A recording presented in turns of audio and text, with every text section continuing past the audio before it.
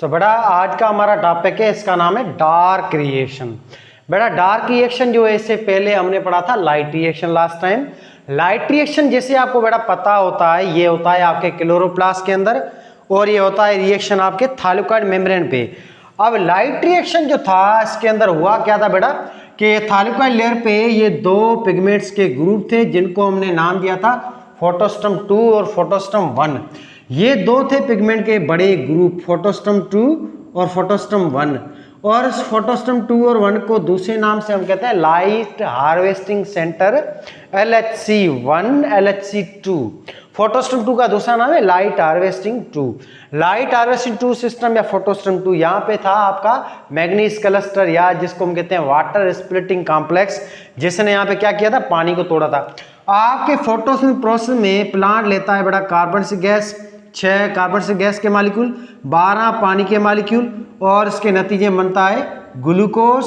Plus में plant release करता है 6 ऑक्सीजन के मालिक्यूल और 6 पानी के मालिक्यूल। तो ये हमने लास्ट टाइम पढ़ा था कि ऑक्सीजन जो बनता है यहाँ पे फोटोसिंथेसिस में वेस्ट प्रोडक्ट, ये ऑक्सीजन यहाँ थाइलाकोइड लेयर में बनता है लाइट रिएक्शन के टाइम। लाइट रिएक्शन थाइलाकोइड भी होता है। बाकी ये जो पानी यूज होता है ये भी लाइट रिएक्शन यूज होता है। तो वाटर और ऑक्सीजन ये दो आपको जो इक्वेशन में चीजें नजर आ रही हैं बेटा, ये दोनों जो है प्रोडक्ट हैं आपके लाइट रिएक्शन की। बाकी डार्क रिएक्शन के अंदर जो रिएक्टेंट होता है ये वो एक कार्बन से गैस होती है और इससे प्रोडक्ट बनती है ये एक आपका ग्लूकोज और पानी। डार्क रिएक्शन के अंदर रिएक्टेंट होता है कार्बन से गैस और इसमें प्रोडक्ट बनती है ग्लूकोज और एक वेस्ट प्रोडक्ट बनती है जिसको कहते हैं वाटर, जो कि हम आज डिटेल में पढ़ेंगे। तो लास्ट टाइम हुआ क्या था, यहाँ पे लाइट रिएक्शन हुआ था बेटा थाइलाकोइड पे, जिसमें यहाँ पे सनलाइट जो है उसको एब्जॉर्ब किया गया था और सनलाइट को एब्जॉर्ब करके फोटोस्टॉम 2 ने पानी को तोड़ा। फिर पानी की ऑक्सीडेशन हुई, पानी से हाइड्रोजन एटम निकला, हाइड्रोजन से फिर इलेक्ट्रॉन और प्रोटॉन निकले थे। बाकी पानी का ऑक्सीजन बचा था वो एज ए वेस्ट रिलीज हो गया था। अब यहाँ तक ये इलेक्ट्रॉन आए, फिर इलेक्ट्रॉन एक्साइटेड हुए, फिर ऊपर यूँ दौड़ रहे थे थाइलाकोइड लेयर पे। फिर थाइलाकोइड लेयर पे इलेक्ट्रॉन ट्रांसपोर्ट थे, जैसे पहले इलेक्ट्रॉन एक्सेप्टर था फियोफाइटिन, उसके बाद ये इलेक्ट्रॉन को लेने आया था प्लास्टोक्विनोन, फिर साइटोकिन कॉम्प्लेक्स, फिर आखिर में प्लास्टोसियानिन। फिर से इलेक्ट्रॉन आया फिर नीचे और नीचे यहाँ पे फोटोस्टॉम 1 था। फोटोस्टॉम 1 ने फिर से इलेक्ट्रॉन को एक्साइटेड किया, उसके नतीजे में फिर से इलेक्ट्रॉन ऊपर गए, थाइलाकोइड लेयर पे एक्साइटेड हो गए और यहाँ पे आया था इसको लेने के लिए फेरस सल्फेट। फिर आगे एक और इलेक्ट्रॉन कैरियर आया था जिसका नाम था फेरोडॉक्सिन। फेरोडॉक्सिन के बाद इस इलेक्ट्रॉन को बेटा लिया था NAD ने, निकोटिनामाइड डाइन्यूक्लियोटाइड फास्फेट ने। NAD ने ये इलेक्ट्रॉन लिए थे थाइलाकोइड लेयर से। ऐसे ही प्रोटॉन आपके ल्यूमेन से बाहर है स्ट्रोमा में और इन प्रोटॉन्स को NAD ने लिया, ठीक है बेटा। तो प्रोटॉन और इलेक्ट्रॉन दोनों को NAD ने लिया, ऐसे NAD रिड्यूस हो गया NADPH2 में। ऐसे आपके लाइट रिएक्शन के अंदर बेटा दो मेन प्रोडक्ट बनी थी, एक बनी थी ATP, यहाँ पे इलेक्ट्रॉन के इस दौड़ने की वजह से क्या बना था, ATP बना था। ये आपको पता होगा अगर आपने लेक्चर देखा है तो। लाइट रिएक्शन के अंदर बेटा थाइलाकोइड पे क्या हुआ था, लाइट रिएक्शन हुआ था और उस लाइट रिएक्शन में क्या यूज हुआ था, पानी यूज हुआ था और ये पानी को तोड़ा गया था सनलाइट के जरिए, जिसके नतीजे में बना था ATP और बने थे NAD। अब ग्लूकोज को बनाने के लिए कितने बेटा ATP चाहिए, 18 ATP और 12 NAD। ये 12 NAD यहाँ बने थे, 12 पानी के मालिक्यूल जब टूटे थे, 12 बार जब इलेक्ट्रॉन ट्रांसपोर्ट हुआ था तो ऐसे 12 NAD बन गए थे लाइट रिएक्शन में। बाकी 18 ATP बनी थी वो ऐसे बनी थी कि दो हुए थे आपके non cyclic process, non cyclic electron transport या Z स्कीम, उसके जरिए बनी थी 12 ATP। 6 ATP बेटा आपकी बनी थी, वो बनी थी साइक्लिक प्रोसेस के जरिए जिसमें PS1 इन्वॉल्व था, जिसमें आपका ये इलेक्ट्रॉन जो होता है फेरिडॉक्सिन देता है आपके प्लास्टोक्विनोन को, फिर प्लास्टोक्विनोन आगे देता है आपके साइटोक्रोम कॉम्प्लेक्स को, फिर प्लास्टोसियानिन को, फिर से इलेक्ट्रॉन आता है PS1 के पास और इसके नतीजे इलेक्ट्रॉन ने एनर्जी दे दी, इसके नतीजे प्लास्टोक्विनोन और प्रोटॉन को अंदर करेगा, फिर ये प्रोटॉन 3 बाहर निकलेंगे ATP सिंथेसिस कॉम्प्लेक्स के जरिए, जिसके नतीजे में 6 ATP और बनती हैं। तो ऐसे आपकी ATP और NAD बने थे। जो लास्ट टाइम वाला जो लास्ट लेक्चर था जिसको हमने थोड़ा रिपीट टेलीकास्ट कर लिया ताकि आपको आगे वाली कहानी समझ में आ जाए। अब बेटा देखें थाइलाकोइड लेयर पे लाइट रिएक्शन हुआ था जिसमें लाइट इन्वॉल्व थी और ये लाइट रिएक्शन के अंदर दो प्रोडक्ट जो बनी थी, एक प्रोडक्ट बनी थी ATP, एक बनी थी NAD। यही ये दो चीजें जो है थाइलाकोइड लेयर पे जो बनी थी यही जाके डार्क रिएक्शन को शुरू करेंगे इस प्रोसेस को। अब ये जो डार्क रिएक्शन होता है बेटा ये यहाँ पे होता है स्ट्रोमा के अंदर, आपके क्लोरोप्लास्ट का जो पानी है ना यहाँ पे होता है डार्क रिएक्शन या लाइट इंडिपेंडेंट या C3 साइकिल या मेलविन बेंसल साइकिल। अब यहाँ स्ट्रोमा के अंदर एक गैस होती है जिसका नाम है कार्बन डाइऑक्साइड। ये पढ़िए कार्बन एसिड गैस, जो कि कहाँ पड़ी है, स्ट्रोमा के अंदर। अब ये गैस जो है ना कार्बन डाइऑक्साइड, इसके साथ रिएक्ट करेंगे आपके लाइट रिएक्शन के दो प्रोडक्ट। लाइट रिएक्शन की ये प्रोडक्ट का नाम है एटीपी और एनएडी। अब ये एटीपी और एनएडी जो थालीक्वाइड पे बनी है ना बेटा, ये देखें ये एटीपी बनी थालीक्वाइड पे और ये एनएडी जो है वो रिड्यूस हुआ था, एनएडी हाइड्रोजन उठा रहा है। अब ये एनएडी और एटीपी दोनों थालीक्वाइड पे बनी है लाइट रिएक्शन की प्रोडक्ट ने। अब ये एटीपी और एनएडी दोनों आएंगी और CO2 के साथ ये रिएक्ट करेंगी और रुबिस्को एंजाइम भी यहाँ पे होता है जो कार्बन डाइऑक्साइड को फिक्स करके बैठा है। तो Rubisco enzyme, carbon gas, ATP, NAD, ये चारों चीजें फिर आपस में मिलेंगी तो यहाँ पे स्टार्ट होगा प्रोसेस जिसको हम कहते हैं डार्क रिएक्शन, जिसके नतीजे आपका ग्लूकोज बनेगा। तो आपका बेटा जो ग्लूकोज है, शुगर है, वो जो बनती है वो स्टोमा के अंदर बनती है और शुगर जो बनती है ये बनती है इस प्रोसेस में जिसका नाम है डार्क रिएक्शन। ये आपके फोटोसिंथेसिस का सेकंड स्टेप है, सेकंड आपका फेज होता है। पहला फेज था फोटोसिंथेसिस का, इसका नाम था लाइट रिएक्शन। दूसरा जो बेटा फेज है इसका नाम है डार्क रिएक्शन। अब डार्क रिएक्शन में थोड़े बच्चे कंफ्यूज होते हैं कि शायद ये प्रोसेस रात के टाइम होता है। बेटा ये प्रोसेस भी दिन के टाइम होता है, लाइट रिएक्शन के साथ होता है। अब लाइट रिएक्शन ऊपर होता है थालीक्वाइड पे और डार्क रिएक्शन होता है यहाँ स्टोमा में कार्बन डाइऑक्साइड के थ्रू। तो यहाँ पे दोनों ही जो प्रोसेस हैं स्टोमा पे और थालीक्वाइड, दोनों में जो लाइट रिएक्शन डार्क रिएक्शन दोनों एक साथ होते हैं और दोनों के दोनों जो प्रोसेस दिन के टाइम ही होते हैं। डार्क रिएक्शन का मतलब ये कि इसमें लाइट जो है सूरज की रोशनी इन्वॉल्व नहीं है, मगर ये भी प्रोसेस होता बेटा दिन के टाइम ही है, डे टाइम ही होता है। और ये जो प्रोसेस है आपका डार्क रिएक्शन, ये कंप्लीटली डिपेंड करता है लाइट रिएक्शन पे। जो लाइट रिएक्शन हमने लास्ट टाइम लेक्चर में पढ़ा था ना, ये थालीक्वाइड पे जो प्रोसेस हुआ है, डार्क रिएक्शन 100% इस पे डिपेंड करता है, किस पे? लाइट रिएक्शन पे। लाइट रिएक्शन डिपेंड करता है सनलाइट पे, डार्क रिएक्शन सनलाइट पे डिपेंड नहीं करता है, 0% डिपेंड करता है। डार्क रिएक्शन पूरा का पूरा 100% डिपेंड करता है लाइट रिएक्शन की प्रोडक्ट पे और लाइट रिएक्शन की प्रोडक्ट है एटीपी और एनएडी इसके ऊपर, क्योंकि इसको जो एनर्जी चाहिए वो एटीपी देगा आपके लाइट रिएक्शन का। बाकी CO2 को ग्लूकोज बनाने के हाइड्रोजन चाहिए, वो हाइड्रोजन देने वाला एनएडी है और ये हाइड्रोजन जो है ये पानी का है, जो पानी यहाँ पे टूटा था थालीक्वाइड लेयर पे, जिसको हम डिस्कस पहले भी कर चुके हैं। तो स्टार्ट करते हैं बेटा। डार्क रिएक्शन जो होता है इसका दूसरा नाम है लाइट इंडिपेंडेंट रिएक्शन, क्योंकि इसमें लाइट का कोई रोल नहीं है और ना ही इस प्रोसेस में किसी पिगमेंट का रोल होता है। और ये जो है रिएक्शन इसका तीसरा नाम है रिडक्टेज पेंटोज साइकिल, क्योंकि बेटा इस प्रोसेस के अंदर एक एंजाइम यूज होता है, इस एंजाइम का नाम है रुबिस्को बेटा, रुबिस्को राइबोलोज बाइफॉस्फेट कार्बोऑक्सिलेज। ये एक एंजाइम होता है, ये इन्वॉल्व होता है और ये रुबिस्को जो एंजाइम होता है बेटा या के क्लोरोप्लास्ट के अंदर यहाँ पे होता है, स्ट्रोमा में पानी के अंदर यहाँ पे होता है ये एंजाइम जिसको कहते हैं रुबिस्को। और ये रुबिस्को 5 कार्बन वाली शुगर का बना हुआ है और 5 कार्बन वाली शुगर का बेटा नाम है राइबोलोज शुगर। आप मोनोसेक्राइड जब पढ़ेंगे ना, मोनोसेक्राइड कार्बोहाइड्रेट का टॉपिक, वहां पे आप देखा जो मोनोसेक्राइड की पहली क्लास है जिसके अंदर मोनोसेक्राइड जो है कार्बोहाइड्रेट की पहली क्लास है जिसके अंदर पेंटो शुगर होगी जिसका नाम है राइबोज और राइबोलोज। तो आपका रुबिस्को जो एंजाइम है ये बना हुआ एक शुगर का और शुगर का नाम है राइबोलोज शुगर। और रुबिस्को जो एंजाइम है ये खुद एक प्रोटीन है, मोस्ट अबंडेंट प्रोटीन है ये दुनिया के अंदर। प्लांट है या ओवरऑल दुनिया में जितने भी प्रोटीन पाए जाते हैं 10,000 किस्म की, जैसे बुक्स में लिखा हुआ है, तो 10,000 में से सबसे ज्यादा जो प्रोटीन दुनिया में पाया जाता है वो कौन सा प्रोटीन है? वो प्रोटीन रुबिस्को होता है। Most abundant protein in wild in organism is Rubisco protein.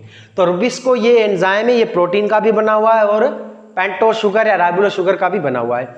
तो रुबिस्को एंजाइम कार्बन को फिक्स करता है, इस वजह से इसको कहते हैं रिडक्टेज पेंटोज साइकिल, क्योंकि पेंटो शुगर का बना हुआ है और ये रिड्यूस होता है कार्बन को फिक्स करके। नेक्स्ट इसमें जो पहली चीज बनती है वो 3 कार्बन वाली शुगर बनती है, ग्लूकोज बाद में बनता है बेटा। पहले जो डार्क रिएक्शन में जो शुगर बनती है वो बनती है 3 कार्बन वाली शुगर C3H6O3, ये शुगर बनती है और शुगर का नाम है ग्लिसरॉल्डिहाइड। बेटा आप देखेंगे ना जब मोनोसेक्राइड क्लास है शुगर की, कार्बोहाइड्रेट का टॉपिक आप थोड़ा पढ़ें, कार्बोहाइड्रेट के अंदर एक क्लास होती है जिसका नाम है मोनोसेक्राइड। मोनोसेक्राइड जो शुगर है वो शुरू होती है 3 कार्बन से लेकर 7 कार्बन तक। आप उसमें देखना C3H6O3 एक शुगर होगा, उसका फार्मूला होगा। इस शुगरों को हम कहते हैं ट्रायो शुगर और इसमें 2 मिसाल होंगे, ग्लिसरॉल्डिहाइड और डाइहाइड्रोक्सी एसीटोन। ये दोनों जो शुगर्स होती हैं ये बेटा पहले बनती हैं आपके डार्क रिएक्शन में। तो डार्क रिएक्शन पहले C3 शुगरें बनती हैं, फिर ये C3 2 शुगर जो आपस में मिलकर ग्लूकोज को बनाती हैं। तो ग्लूकोज बाद में बनता है डार्क रिएक्शन में, फोटोसिंथेसिस में। हमेशा फोटोसिंथेसिस में पहली जो शुगर बनती है वो शुगर बनती है 3 कार्बन वाली C3H6O3 शुगर बनती है, इस वजह से इस प्रोसेस का नाम पड़ा C3 cycle. Next Melvin Calvin और बेंसन साइकिल। बेटा ये दो साइंटिस्ट थे, मेल्विन कैल्विन ये एक साइंटिस्ट है, दूसरा साइंटिस्ट था इसका कुलीग था जिसका नाम था बेंसन। इन दोनों ने इस प्रोसेस को किया था डिस्कवर, इस वजह से इस प्रोसेस को पांचवें छठे नाम से कहा जाता है मेल्विन कैल्विन बेंसन साइकिल। और इन साइंटिस्टों को बाद में 1961 में नोबेल प्राइज भी दिया गया था डार्क इक्वेशन को डिस्कवर करने की वजह से। नेक्स्ट हम देखें तो इसको नोबेल प्राइज मिला इन दोनों को। अब इसको पढ़ते हैं। डार्क इक्वेशन के टोटल स्टेप होते हैं 3, एक होती है कार्बोहाइड्रेशन, एक होती है बेटा रिडक्शन और आपकी रीजनरेशन। अब होता क्या है, बहुत ईजी है। ये बेटा आपका प्लांट है। अब शुरू से हम स्टार्ट करते हैं। तो ये प्लांट ने क्या किया, हवा जो है उसमें कार्बन सी गैस ली। ये कार्बन सी गैस प्लांट ने ली स्टोमेटा के जरिए। ये गैस आई प्लांट के सेल में, प्लांट के सेल में क्लोरोप्लास्ट था और क्लोरोप्लास्ट को हम यहाँ पे जूम करते हैं। अब कार्बन से जो गैस है बेटा उसको लेने के लिए क्लोरोप्लास्ट के अंदर एक एंजाइम होता है। इस एंजाइम का नाम है रुबिस्को एंजाइम। कौन सा एंजाइम बेटा, रुबिस्को। रुबिस्को एक एंजाइम होता है जो फिक्स करता है, जो लेता है, पकड़ता है गैस को, और इस गैस का नाम है कार्बन डाइऑक्साइड गैस। और ये रुबिस्को ये CO2 गैस फिक्स हुई है। अब ये दोनों चीजें कहाँ पड़ी हैं, ये वेट कर रही है क्लोरोप्लास्ट के पानी वाले हिस्से में जिसको कहते हैं स्ट्रोमा। तो स्ट्रोमा के अंदर बेटा, स्ट्रोमा के अंदर ये कार्बन सी गैस पड़ी है और इसको लेके बैठा ये एंजाइम जिसका नाम है रुबिस्को। अब होता क्या है, कार्बन से गैस जैसे ही फिक्स करता है ना रुबिस्को, तो रुबिस्को जो है ये बेटा बना हुआ है 5 कार्बन का। रुबिस्को बना हुआ है एक पेंटो शुगर का। इस शुगर का नाम है राइबुलोज शुगर। बड़ा राइबुलोज जो शुगर है C5H10O5, ये एक शुगर होती है जिस शुगर को हम कहते हैं पेंटो शुगर, माना 5 कार्बन बनी हुई शुगर, या इसको कहते हैं राइबुलोज शुगर। राइबुलोज शुगर का बना हुआ है आपका ये रुबिस्को एंजाइम। अब देखिए बहुत ईजी है बेटा, ये रुबिस्को जो एंजाइम होता है इसको जब हम देखेंगे तो रुबिस्को जो एंजाइम है इसमें टोटल होते हैं भाई 5 कार्बन। ये आ गए टोटल, इसमें देखें रुबिस्को में कितने कार्बन है बेटा, 5 कार्बन है।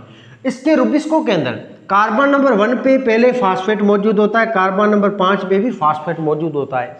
तो रुबिस्को का फुल फॉर्म ये होता है, RU का मतलब है राइबुलोज, यानी कि इसमें शुगर होती है राइबुलोज। फिर आता है इसका BI माना बाय फास्फेट, 1,5 बाय फास्फेट। अब देखें बेटा ये 5 कार्बन की शुगर है, इस वजह से इसका नाम पड़ा राइबुलोज। राइबुलोज का मतलब 5 कार्बन शुगर। 1,5 का मतलब होता है कि इस शुगर के कार्बन 1 पे भी फास्फेट ग्रुप अटैच है, कार्बन नंबर 5 पे भी फास्फेट ग्रुप अटैच होता है, तभी इसका नाम पड़ा राइबुलोज 1,5 बाय फास्फेट। इस एक शुगर पे 2 फास्फेट अटैच, तभी नाम पड़ा 1,5 माना कार्बन 1,5 पे 2 फास्फेट अटैच है, एक इस पे बाय फास्फेट। और आखिर में आता है CO का मतलब है ये कार्बन डाइऑक्साइड को फिक्स करता है। रुबिस्को एंजाइम CO2 को फिक्स करता है। तो शॉर्ट फॉर्म पड़ा इसका R, इसका लिया गया R और U का मतलब राइबुलोज है, राइबुलोज लिया गया। BI का मतलब बेटा बाय फास्फेट। और आखिर में CO का मतलब है कि ये रुबिस्को एंजाइम है ना, कार्बन डाइऑक्साइड को फिक्स करता है, कार्बन डाइऑक्साइड गैस को पकड़ता है, कैच करता है। अब होता क्या बेटा, एक रुबिस्को जो एंजाइम हो, याद रखना, एक कार्बन डाइऑक्साइड को फिक्स करता है, एक रुबिस्को फिक्स करता है एक कार्बन डाइऑक्साइड को। अब देखें बेटा, कार्बन डाइऑक्साइड आई, इसको एक रुबिस्को ने फिक्स किया है, इसको पकड़ लिया। अब ये कार्बन से गैस को यहां पे लिया है रुबिस्को ने, स्टोमा के अंदर ही फिक्स कर लिया है। जैसे ही कार्बन से रुबिस्को दोनों जब मिलेंगे आपस में, कार्बन से रुबिस्को दोनों, तो बेटा ये दोनों ही कन्वर्ट हो जाएंगे यहाँ। ये देखो कार्बन से रुबिस्को दोनों आपस में मिले ना, तो ये दोनों कन्वर्ट हो जाएंगे कंपाउंड में। इस कंपाउंड को हम कहेंगे C6 कंपाउंड, 6 कार्बन का बना हुआ कंपाउंड। और ये कंपाउंड कहां बना, आपकी स्टोमा के अंदर देखो ये बना। ये कैसे, देखो रुबिस्को के अंदर बेटा कितने कार्बन थे, 5 कार्बन थे, ठीक 5 कार्बन थे। और CO2 जैसे ही अटैच होगी रुबिस्को साथ, अब ये देखो 5 कार्बन ये थे ऑलरेडी रुबिस्को के पास, ये आई कार्बन डाइऑक्साइड गैस। देखे छठा कार्बन किसका है इसमें, कार्बन से गैस का आ गया ना बेटा। अब रुबिस्को के पास कितने कार्बन हो गए, 6 कार्बन हो गए, 5 इसके खुद के थे, छठा CO2 का आया। अब ये रुबिस्को और CO2 जैसे ही दोनों मिलेंगे तो ये दोनों कन्वर्ट हो जाएंगे एक अनस्टेबल कंपाउंड में जिसको हम कहते हैं C6 कंपाउंड। और C6 कंपाउंड को यही कहते हैं, इसका कोई नाम नहीं है, कहीं पे भी बुक्स अलग अलग हैं या गूगल वगैरह मैंने बहुत सर्च किए, रिसर्च की, मगर इसका नाम मुझे कहीं पे नहीं मिला है। तो इसको यही कहते हैं C6 कंपाउंड, माना 6 कार्बन का बना हुआ कंपाउंड, इसको यही कहेंगे। तो ये 6 कार्बन का कंपाउंड बेटा कैसे बना, जब रुबिस को 5 कार्बन का कंपाउंड ने एक CO2 को फिक्स किया या लिया, या ये रुबिस को और CO2 दोनों जब आपस में रिएक्ट हुए तो इसके नतीजे में 6 कार्बन वाला कंपाउंड बना।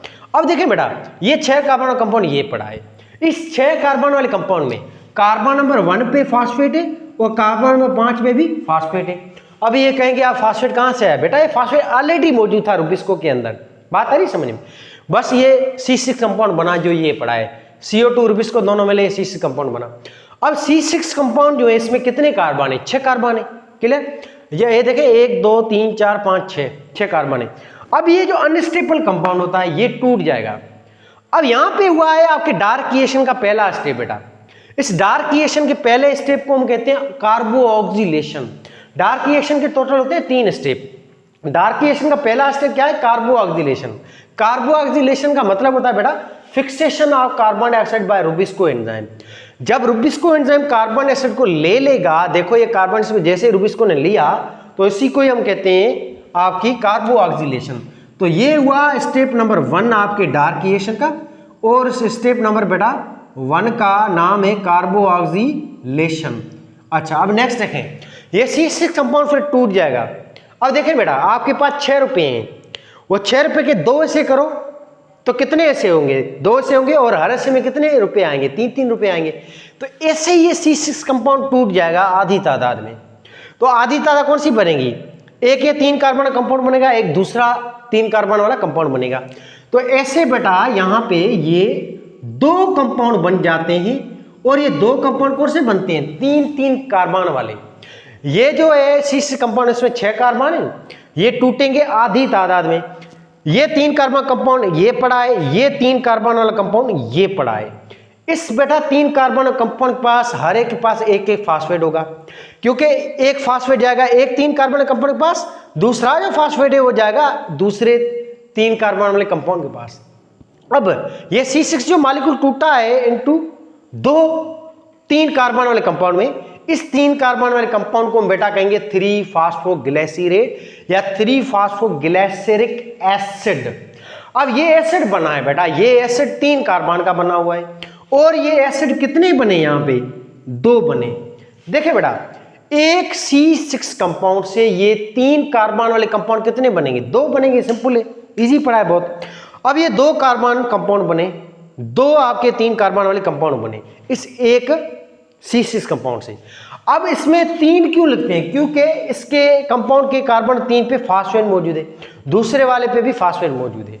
अब ये जो कंपाउंड है ये करेगा यहाँ पे रिडक्शन, ये सेकंड स्टेप होता है आपके डार्किएशन का। और रिडक्शन यहाँ पे कैसे करेगा, ATP आती है आपकी, और यहाँ पे देखिए बेटा ये C6 कंपाउंड टूटा अपनी आधी तादाद में, ये देखो आधी तादाद में, इन आधी तादाद को हम कहेंगे 3-फॉस्फोग्लिसरेट। ये 2 मॉलिक्यूल बने 3 कार्बन वाले। अब इन दोनों मॉलिक्यूलों को एनर्जी चाहिए प्रोसेस को आगे कंटिन्यू करने के लिए, और ये एनर्जी सप्लाई करेगा ये आपका थाइलाकोइड, क्योंकि यहाँ पे एनर्जी बनी है, इसको ATP कहते हैं, ठीक है बेटा। अब यहाँ पे आपका ये एक जो मॉलिक्यूल है आपका, यहाँ पे एक C3 जो मॉलिक्यूल है ये यहाँ पे कितनी ATP यूज करेगा, यहाँ पे बेटा टोटल जो ATP यूज होंगी वो 2 होंगी, कितनी, 2 होंगी। तो यहाँ पे ये ATP आएंगी। अब ये ATP आया, यहाँ पे एक ये आया ATP, एक ये आया ATP, तो यहाँ पे बेटा 2 ATP आए हैं, 2 ATP, और ये 2 ATP जो है ये 2 ATP आए यहाँ पे, और ये दोनों ATP ने अपना फास्फेट दे दिया। एक ATP ने फास्फेट दिया एक C3 कंपाउंड को, दूसरी ATP ने फास्फेट दिया दूसरे कंपाउंड को। तो ऐसे इस ATP का फास्फेट अटैच हो गया इस कंपाउंड के कार्बन 1 पे, और दूसरे C3 कंपाउंड के कार्बन 1 पे। तो ऐसे ये C3 कंपाउंड के बाद 2 फास्फेट आ गई, एक फास्फेट कार्बन 3 थे ऑलरेडी मौजूद था, अब ATP का फास्फेट आया कार्बन नंबर 1 पे। अब ये मॉलिक्यूल जो है 3-फॉस्फोग्लिसरेट, जो पहले कार्बन नंबर 3 पे इसका फास्फेट है ना, ATP ने एक और फास्फेट दिया है कार्बन 1 को, दूसरे मॉलिक्यूल के भी कार्बन 1 को। अब इस मॉलिक्यूल का नाम 3-फॉस्फोग्लिसरेट जो था उसने रिडक्शन की, ATP से फास्फेट जैसे ही लिया तो इसका नाम कन्वर्ट होकर क्या पड़ेगा, अब इसका नाम पड़ेगा 1,3-बायफॉस्फोग्लिसरेट। अब बेटा C3 कंपाउंड के अंदर 2 फास्फेट है, एक फास्फेट ऑलरेडी मौजूद था, एक फास्फेट नया आया है वो ATP का आया है। ऐसे ये भी मॉलिक्यूल कितने हैं, दो ही अभी चल रहे हैं, दो मॉलिक्यूल हैं, क्लियर। अच्छा, अब ये 1,3 बायफॉस्फोग्लिसरॉल जो है ये एक और रिडक्शन करेगा, और ये रिडक्शन किससे जरिए करेगा, NAD के जरिए। ये NAD कहाँ से आ रही है, ये बेटा यहाँ से आ रही है, थालिक्वाइड लेयर से। तो यहाँ पे कंपाउंड ये चेंज हुआ 1,3 बायफॉस्फोग्लिसरेट में, और ये आगे जो है NAD आएगी यहाँ पे। अब ये NAD जो है यहाँ पे इसको क्या देगी, हाइड्रोजन देगी। यहाँ पे 2 NAD यूज होंगी, 2। अब ये 2 NAD आएंगी और एक NAD देगी एक C3 कंपाउंड को हाइड्रोजन एटम, और दूसरी NAD जो है वो दूसरे C3 कंपाउंड को हाइड्रोजन एटम देगी। C3 कंपाउंड यहाँ पे टोटल 2 बने हैं ना बेटा, यहाँ पे देखें ये C3 कंपाउंड 2 है टोटल, ये वही C6 कंपाउंड है, ये C6 कंपाउंड एक ही था ना, उससे ये 2 कंपाउंड बने थे, और दोनों के ऊपर देखें कार्बन नंबर 1 और 3 दोनों पे फास्फेट है। अब यहाँ पे होगा क्या कि जगह खाली नहीं है, कार्बन 1 भी आपका वो फिक्स है, कार्बन 3 भी फिक्स है, फास्फेट अटेन है, कार्बन 2 पे OH ग्रुप हाइड्रो ऐसे ग्रुप पड़े हैं। अब यहाँ पे होगा क्या, मसाला पैदा हो गया है, ATP जो आई है इसका फास्फेट अटैच पड़ा है। अब यहाँ पे NAD कैसे अटैच होगा, NAD का हाइड्रोजन, यहाँ पे क्या होगा, ये फास्फेट ग्रुप ने एनर्जी दे दी। अब कार्बन नंबर 1 का जो फास्फेट है ये हट जाएगा, रिमूव हो जाएगा। तो यहाँ पे क्या होगा बेटा, देखो ये एक आपका C3 कंपाउंड है, ये दूसरा, ये टोटल 2 कंपाउंड है C3, ये टोटल 2 कंपाउंड है C3। अब कार्बन नंबर 1 पे फास्फेट है, इसके कार्बन 3 पे फास्फेट है, कार्बन 1 पे इसके फास्फेट है, कार्बन 3 इस पे फास्फेट है। अब ये ATP का जो आपका फास्फेट आया वो यहाँ कार्बन 1 से रिमूव हो जाएगा। तो हर एक C3 कंपाउंड से 1,3 बायफॉस्फोग्लिसरेट से फास्फेट निकल जाएंगे। ये देखो ये फास्फेट निकल गए, क्लियर, 2 फास्फेट निकल गए। अब ये NAD जो आए हैं 2, अब NAD का हाइड्रोजन यहाँ अटैच होगा आपके इन दोनों कंपाउंड के साथ, और ये कंपाउंड है इसका नाम था 1,3 बायफॉस्फोग्लिसरेट, क्योंकि पहले कार्बन 1 और 3 दोनों पे फास्फेट था ना, और कार्बन 1 का फास्फेट रिमूव हो गया दोनों के ऊपर। अब यहाँ पे आया NAD का हाइड्रोजन अटैच हुआ, ये हाइड्रोजन अटैच हुआ। अब ये जो कंपाउंड है जिसका पहले नाम था 1,3 बायफॉस्फोग्लिसरेट, अब ये कन्वर्ट होगा किसमें, ग्लिसरॉल्डिहाइड 3 फास्फेट में।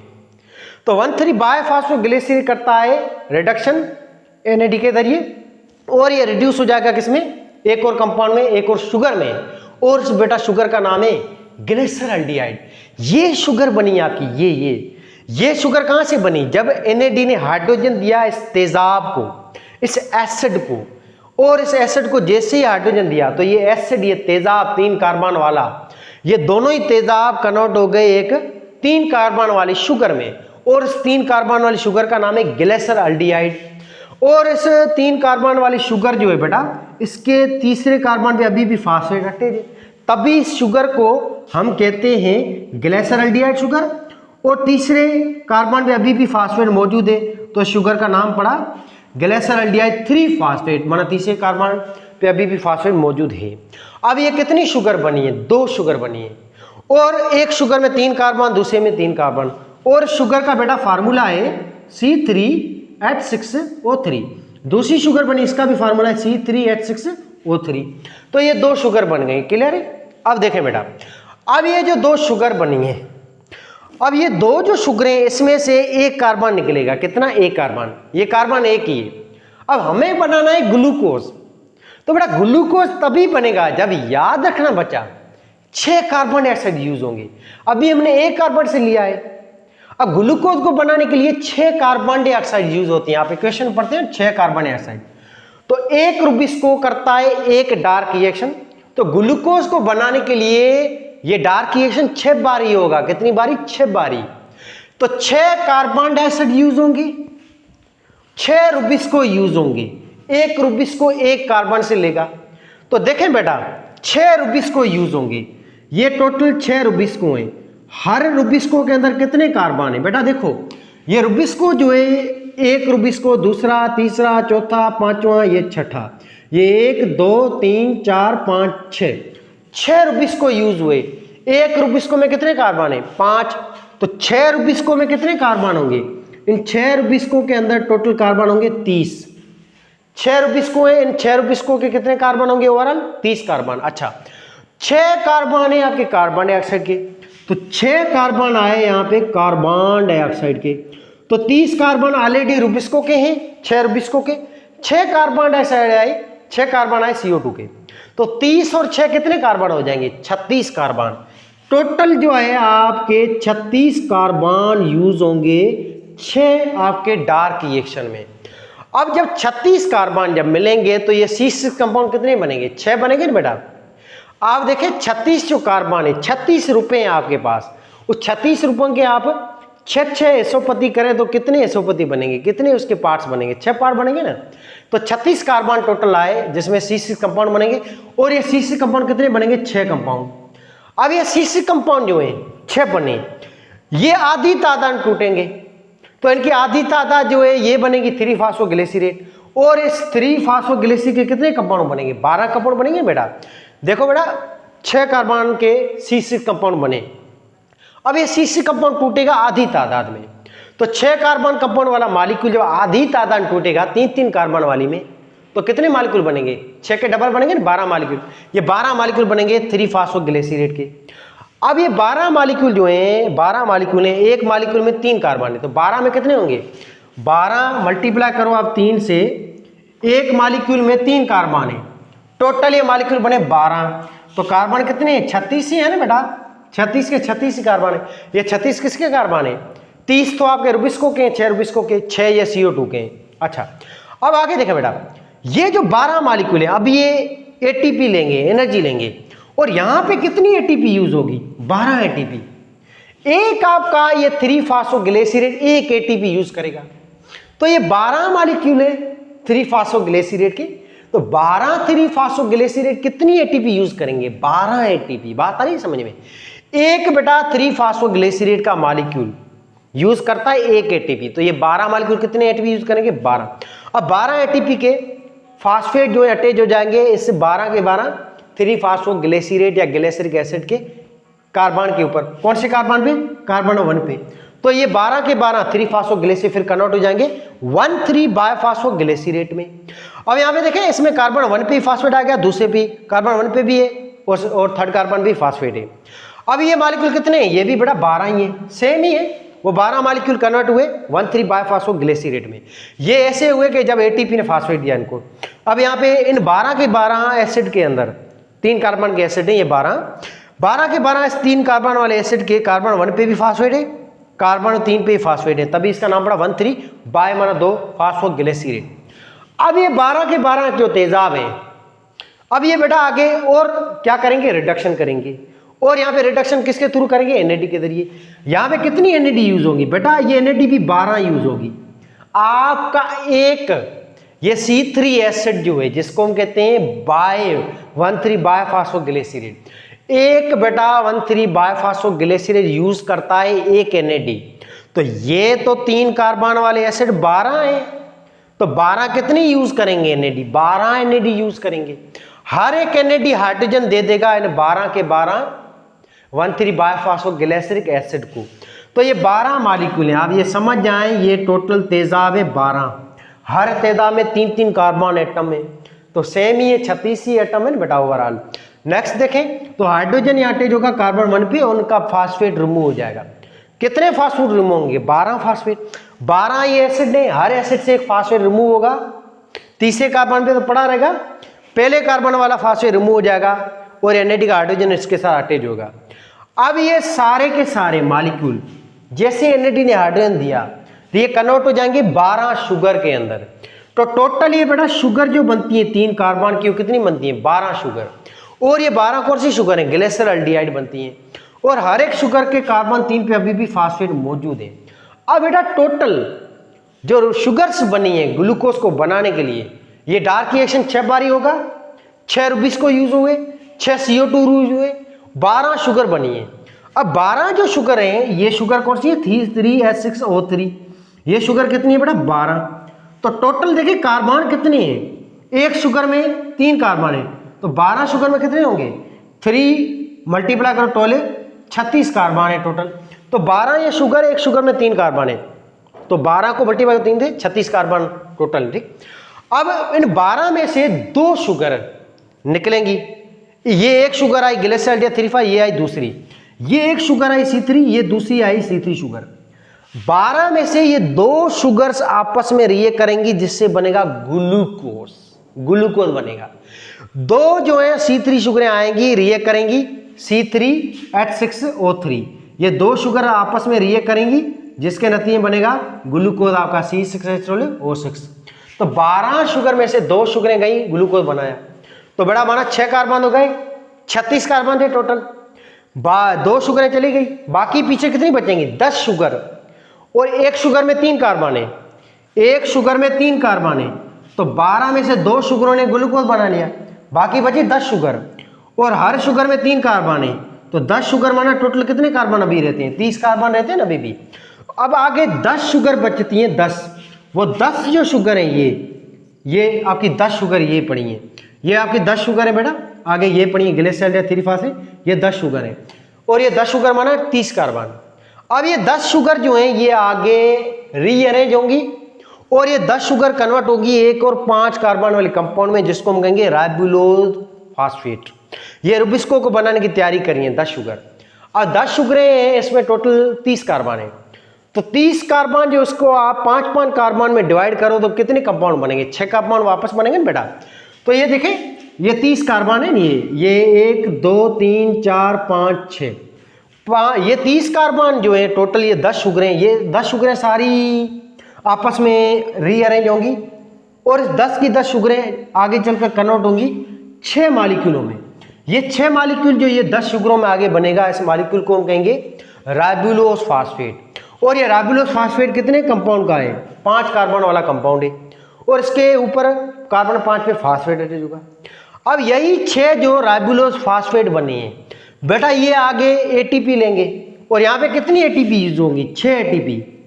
6 एटीपी यूज करते हैं ये 6 राइबोलोज फास्फेट, यानी कि एक राइबोलोज 1 एटीपी यूज करता है। तो 6 राइबोलोज है, एक राइबोलोज 5 कार्बन का बना हुआ है, तो 6 राइबोलोज बना 30 कार्बन।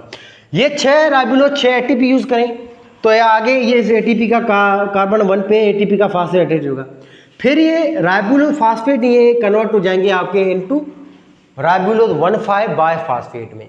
एटीपी का फास्फेट इसके कार्बन 1 पे अटैच होगा, ये देखो अटैच हो गया, फिर से मॉलिक्यूल बन गया दोबारा रुबिस्को बन गया, जिसको हम कहेंगे राइबोलोज 1,5 बायफास्फेट। तो बेटा देखिए बहुत इजी प्रोसेस है, बहुत इजी प्रोसेस है, आप कंफ्यूज होने की जरूरत नहीं है, इजी है बहुत। देखिए एक रुबिस्को है, एक रुबिस्को लेता है 1 कार्बन डाइऑक्साइड, ग्लूकोज बनाने के लिए भाई हमें 6 कार्बन चाहिए ना, तो एक रुबिस्को जब 1 कार्बन से लेता है तो ग्लूकोज बनाने के लिए कितने रुबिस्को चाहिए? 6 रुबिस्को। एक रुबिस्को में ऑलरेडी 5 कार्बन होते हैं, तो 6 रुबिस्को अगर यूज होंगे तो 6 रुबिस्को खुद के कितने कार्बन है? 30 कार्बन है बेटा। वो 30 कार्बन यहाँ पे रीयूज हो रहे हैं दोबारा रुबिस्को को बनाने के लिए, क्योंकि रुबिस्को को दोबारा बनाना लाजमी है। अगर रुबिस्को नहीं बनेगा तो कभी भी डार्क रिएक्शन नेक्स्ट टाइम होगा नहीं, और पौधा हमारे लिए खाना बना ही नहीं पाएगा, फिर पौधे मर जाएंगे, खत्म हो जाएगी, लाइफ एग्जिस्ट ही नहीं करेगी। इस वजह से ये जो शुगर है इसको कन्वर्ट करना लाजमी है इनटू रुबिस्को में, ठीक। अच्छा, तो 6 रुबिस्को में 30 कार्बन होंगे, एक रुबिस्को 5 6 के हो गए 30 कार्बन। 6 कार्बन से यूज हुई, 30 इसके कार्बन, 6 इसके कार्बन CO2 के, तो ये 30 और 6 36 कार्बन हो गए। 36 कार्बन ये रीजन होंगे C6 कंपाउंड में। अब C6 कंपाउंड 6 हैं, ये कंपाउंड आपस में टूटेंगे तो इसमें C3 एसिड बनेगा, और ये C3 एसिड कितने बनेंगे? 12। एक C3 एसिड में 3 कार्बन है तो 12 C3 एसिड बनेंगे। 12 C आगे चलकर रिड्यूस होंगे, कैसे? एटीपी यूज करेंगे, 12 एटीपी। फिर ये एटीपी लेते ही ये कन्वर्ट हो जाएंगे 1,3 बायफॉस्फोग्लिसरेट में। 1,3 बायफॉस्फोग्लिसरेट फिर से 12 NAD लेगा, हर एक जो C3 एसिड को एक एक हाइड्रोजन मिलता जाएगा, तो आगे चलकर ये 12 के 12 आपके एसिड्स C3 एसिड्स कन्वर्ट होंगे किसमें? शुगर में, ग्लिसरॉल्डिहाइड 3-फॉस्फोग्लिसरेट में।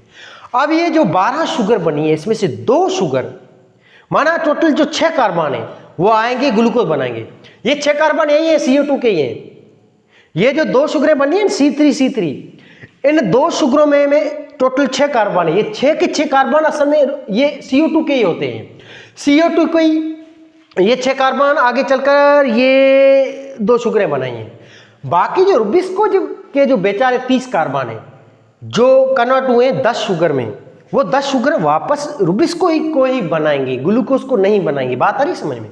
ये जो 10 शुगर है बाकी रह रही हैं, ये 10 शुगर जो एक शुगर में 3 कार्बन, 10 में 30 कार्बन होंगे, 30 कार्बन अरेंज होंगे, उससे दोबारा रुबिस्को बनेगा, और दोबारा कितने रुबिस्को बनेंगे? 6 रुबिस्को दोबारा बनेंगे। तो ये था ओवरऑल आपका डार्क रिएक्शन। और डार्क रिएक्शन को दूसरे नाम से हम क्या कहते हैं, C3 साइकिल, क्योंकि बेटा इसमें पहले जो शुगर बनती है ग्लूकोज नहीं बनता है, ये C3 शुगर बनती है, इस वजह से इसका नाम पड़ा C3 साइकिल। और इस प्रोसेस के अंदर देखें रिएक्टेंट क्या था, 6 कार्बन से रिएक्शन थे और रुबिस्को था रिएक्टेंट, और इसमें और कौन था रिएक्टेंट, ATP था और NAD था। 4 रिएक्टेंट थे आपके डार्क रिएक्शन में।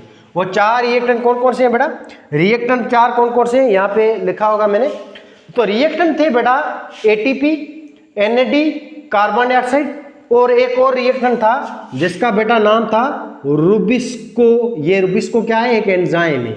अच्छा, अब कितने ग्लूकोज को बनाने के लिए कार्बन से यूज हुए, 6 कार्बन से यूज होते हैं, 6 रुबिस्को यूज होते हैं, 18 ATP यूज होती है टोटल। 12 ATP देखो यहाँ पे यूज हुई, 6 ATP यहाँ यूज हुई है रीजनरेशन के टाइम। तो 6 और 12 यानी कि 18 ATP यूज होती हैं, 6 रुबिस्को यूज होती हैं, 6 कार्बन से यूज होती हैं, 12 NAD यूज होती हैं एक ग्लूकोज को बनाने के लिए। अगर हम मिसाल लें, मिसाल है बेटा, ग्लूकोज की बजाय ये शुगर बनती है C3 शुगर, तो एक C3 शुगर को बनाने के लिए कितने कार्बन ऐसे यूज होंगे, तो बेटा एक C3 शुगर को बनाने के लिए 3 कार्बन ऐसे यूज होंगे और 3 रुबिस्को यूज होंगे।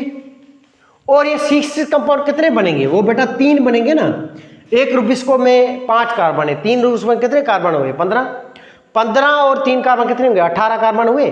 फिर 18 कार्बन जब शिफ्ट होंगे 6 कार्बन कंपाउंड में, तो 6 कार्बन कंपाउंड कितना बनेगा, 3 बनेगा ना, इजी पढ़ा है ना। अब ये जो C6 कंपाउंड है 3 बने, ये टूटेंगे आधी तादाद में, तो ये कंपाउंड कितने बनेंगे, यहाँ पे ये बेटा 3 का डबल बनेंगे, ये 6 बनेंगे, 6 बनेंगे ना ये कंपाउंड 3 कार्बन वाले। और देखें यहाँ पे 18 कार्बन है टोटल, 18 कार्बन जब कन्वर्ट होंगे 3 कार्बन कंपाउंड में कितने कार्बन होंगे, 6 बनेंगे ना, एक चक बचवाना टेचक अरणा 18 ऐसे, ठीक है।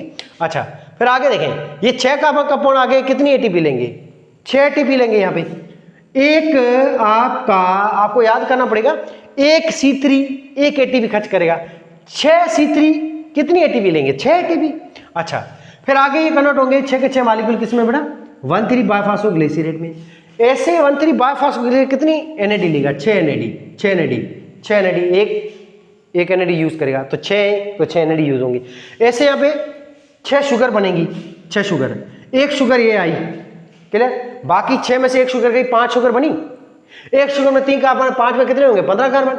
वो 15 कार्बन फिर से अरेंज होंगे 5 कार्बन कंपाउंड में, तो 3 आपका कंपाउंड बनेगा, 5 कार्बन और कंपाउंड, इसको कहते हैं रुबिस्को 3 दोबारा बन जाएंगे। तो ओवरऑल बेटा आपके इस C3 शुगर को, एक C3 शुगर को बनाने के लिए कितने रुबिस्को यूज होते हैं, 3 रुबिस्को यूज होते हैं। ये कैलकुलेशन आपको याद करनी पड़ेगी। कितने कार्बन से यूज होते हैं, 3 कार्बन डाइऑक्साइड यूज होते हैं। कितने ATP यूज होते हैं, 6 ये बेटा ATP, 3 यहाँ पे ATP यूज होते हैं ये रीजनरेशन के टाइम। तो 6 और 3 कितने, 9 ATP खर्च होते हैं, 9 ATP खर्च होते हैं एक C3 शुगर को बनाने के लिए। कितने NAD यूज होते हैं, वो बेटा NAD यूज होते हैं 6 NAD यूज होते हैं। ये आपकी डेटा है। तो एक शुगर को बनाने के लिए 3 रुबिस्को यूज होंगे, 3 कार्बन से यूज होंगी, 9 ATP यूज होंगी, 3 ATP यहाँ रिडक्शन के टाइम, 6 रिडक्शन के टाइम, 3 रीजनरेशन के टाइम, 6 NAD यूज होंगी जो हाइड्रोजन देगी शुगर को बनाने के लिए। अब हमें ग्लूकोज बनाना है तो इसको डबल कर दो। ग्लूकोज को बनाने के लिए बेटा आपको चाहिए 6 कार्बन डाइऑक्साइड। ग्लूकोज को बनाने के लिए 6 कार्बन से गैस यूज होती है, 6 रुबिस्को यूज होते हैं बेटा ग्लूकोज को बनाने में। और आपका ये जो है ATP वो कितना यूज होता है, 12 यहाँ पे यूज होंगे, 6 यहाँ पे यूज होंगे, 12 और 6 18 ATP खर्च होंगी। एक ग्लूकोज को बनाने के लिए 18 ATP खर्च होती है। और NAD कितनी यूज होंगी, 12 NAD। तो ये चीजें चाहिए, ये 4 रिएक्टेंट चाहिए एक ग्लूकोज को बनाने के लिए। क्लियर है बात ये। तो ऐसे ग्लूकोज बनेगा। और ग्लूकोज को बनाने के लिए डार्क रिएक्शन कितनी बार होगा, 6 बार होगा। हम ग्लूकोज को बनाने के लिए 6 रुबिस्को यूज करेंगे, 6 CO2 यूज करेंगे, उसके नतीजे में 6 C6 कंपाउंड बनेंगे, फिर 12 ये C3 कंपाउंड बनेंगे, 12 ये C3 कंपाउंड बनेंगे, 12 ये शुगर बनेगी जिसमें 2 शुगर ग्लूकोज बनाएंगी, बाकी 10 शुगर दोबारा 6 रुबिस्को को बनाएंगी। क्लियर। अच्छा, एक और बात बेटा बहुत अहम है, एक रुबिस्को कितनी कार्बन से को फिक्स करता है? एक कार्बन डाइऑक्साइड। एक रुबिस्को एक डार्क रिएक्शन के अंदर कितनी एटीपी खर्च करता है? 3 एटीपी। कितनी एनएडी यूज करेगा? 2 एनएडी। याद रखना ये बात। एक आपका डार्क रिएक्शन, जब डार्क रिएक्शन सिंगल टाइम होगा तो उस डार्क रिएक्शन में एक कार्बन से यूज होगा, एक उसमें रुबिस्को यूज होगा, और एटीपी कितनी यूज होंगी? 3 एटीपी यूज होंगी, और 2 बेटा एनएडी यूज होंगी। एनएडी कितनी यूज होंगी? 2 एनएडी। क्लियर? अच्छा, अब आगे देखें। अब डार्क रिएक्शन होता है 2 बार, तो 2 CO2 यूज होंगी, 2 रुबिस्को यूज होंगी, 6 एटीपी यूज होंगी, और 4 एनएडी यूज होंगी। अच्छा, ऐसे डार्क रिएक्शन जो है उसको 3 बार ही करना है, 3 बार ही, तब ये सीधी शुगर बनेगी। तो क्या होगा? आपके 3 कार्बन से यूज होंगे, 3 रुबिस्को यूज होंगी, आप इसको डबल करो, 9 एटीपी यूज होंगी, और आपकी ये टोटल 6 एनएडी यूज होंगी, तभी बनेगा आपका ये C3 शुगर। ऐसे आपको डार्क रिएक्शन को चौथी बार स्टार्ट करना है, तो डबल कर दो, तब क्या होगा? ये डार्क रिएक्शन 4 बार होगा, तो रुबिस्को 4 यूज होंगे, कार्बन से 4 यूज होंगी, एटीपी कितनी यूज होंगी? 12। एक रिएक्शन 3 एटीपी, तो चौथे रिएक्शन में 12 एटीपी। ऐसे एक रिएक्शन में 2 एनएडी, तो आपके 4 रिएक्शन में 8 एनएडी यूज होंगी, और इसके नतीजे कौन सी शुगर बनेगी? C4 शुगर बनेगी, 4 कार्बन वाली सिंपल, ऐसे कह सकते हैं हम। 5वीं बार जब ये डार्क रिएक्शन होगा तो 5 CO2 यूज होंगी, 5 रुबिस्को यूज होंगी, 15 एटीपी यूज होंगी, और आपकी टोटल 10 एनएडी यूज होंगी, तो बनेगी C5 शुगर, सिंपल हम कह सकते हैं। अच्छा, अगर डार्क रिएक्शन 6 बार ही होगा तो 6 CO2 यूज होंगे, 6 रुबिस्को यूज होंगे, 18 एटीपी यूज होगी, 12 एनएडी यूज होंगी, इसके नतीजे में एक ग्लूकोज बनेगा। क्लियर बात है? अब एक और बात देखें, आपके बेटा फोटोसिंथेसिस प्रोसेस के अंदर ये हम लिखते हैं ना, पानी as a waste product release होता है। ये पानी पता है कहां बनता है एज ए वेस्ट प्रोडक्ट? ये कहीं पे भी यूट्यूब चैनल के ऊपर किसी ने नहीं बताया है, ये मैं आपको बताने जा रहा हूं। आप कोई भी दुनिया का यूट्यूब चैनल पे पढ़ लें, कहीं पे भी ये राज नहीं बताते हैं कि ये पानी कहां से बना वेस्ट प्रोडक्ट। बेटा ये पानी वेस्ट प्रोडक्ट डार्क रिएक्शन के अंदर बनता है। ऑक्सीजन तो वेस्ट प्रोडक्ट लाइट रिएक्शन का था ना।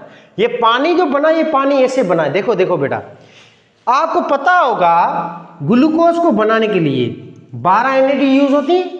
एक एनएडी 2 हाइड्रोजन लाती है, तो एक एनएडी 2 हाइड्रोजन लाती है, तो 12 एनएडी कितने हाइड्रोजन लाती है? 24 हाइड्रोजन। एक एनएडी 2 हाइड्रोजन ला रही है, 12 एनएडी कितने हाइड्रोजन ला रही है? 24 हाइड्रोजन। 24 हाइड्रोजन में से 12 हाइड्रोजन ने ग्लूकोज बना लिया, बाकी 12 हाइड्रोजन बची है बेटा।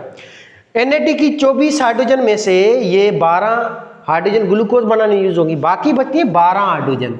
ये 12 हाइड्रोजन ये पढ़ेंगे।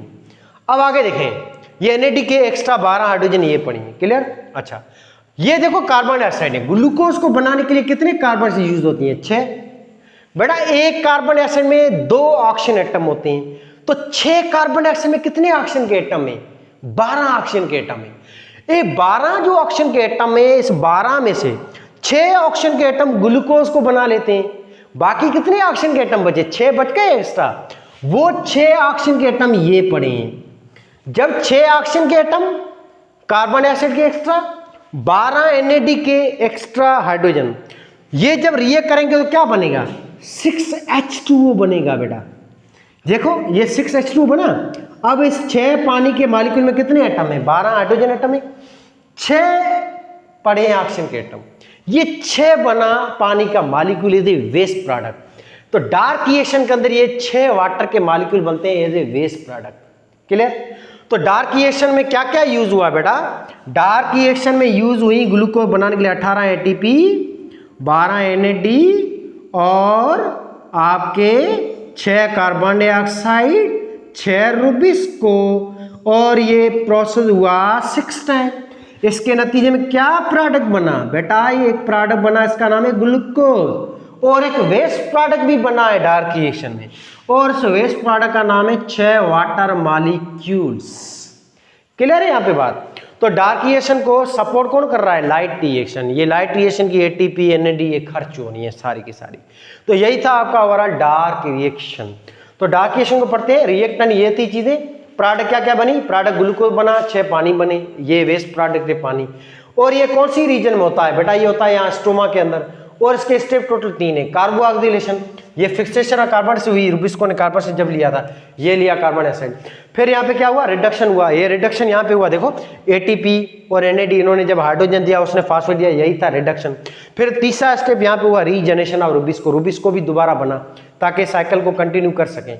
अब इसको साइकिल क्यों कहते हैं? क्योंकि बेटा ये साइकिल जहां से शुरू होता है दोबारा वहीं पे आता है। रुबिस्को यहाँ पे शुरू हुआ, इसने शुगर बनाई, फिर से दोबारा ये बन जाता है। लाइट रिएक्शन में फोटोफॉस्फेट क्या था? नॉन साइक्लिक था, साइक्लिक भी था, वो हम पढ़ चुके हैं लास्ट टाइम। तो यहाँ पे क्या हुआ बेटा? ये रुबिस्को एंजाइम था, ये कार्बन से गैसें थी, ये दोनों आपस में मिली, तो इसके नतीजे में क्या बना? C6 compound. C6 कंपाउंड फिर टूटा 2 मॉलिक्यूल में, और इस 2 मॉलिक्यूल का क्या नाम था बेटा? ये नाम लिखा पड़ा है 3-फॉस्फोग्लिसरेट। फिर 3-फॉस्फोग्लिसरेट जो है बेटा, इसको ये एटीपी आई, एटीपी ने इसके साथ रिएक्ट किया, तो इसके नतीजे में क्या हुआ?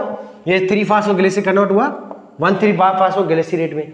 फिर 1,3-बायफॉस्फोग्लिसरेट ने रिएक्ट किया, ये एनएडी आई थाइलिक से एनएडी साथ, तो ये फिर से कन्वर्ट हो गया एक और कंपाउंड में, और इसका नाम था आपका ग्लिसरॉल्डिहाइड 3-फॉस्फेट। ये शुगर बनी। फिर ये शुगर जो है आगे, ये शुगर जो आगे ये कन्वर्ट हुई किसमें? ग्लूकोज में।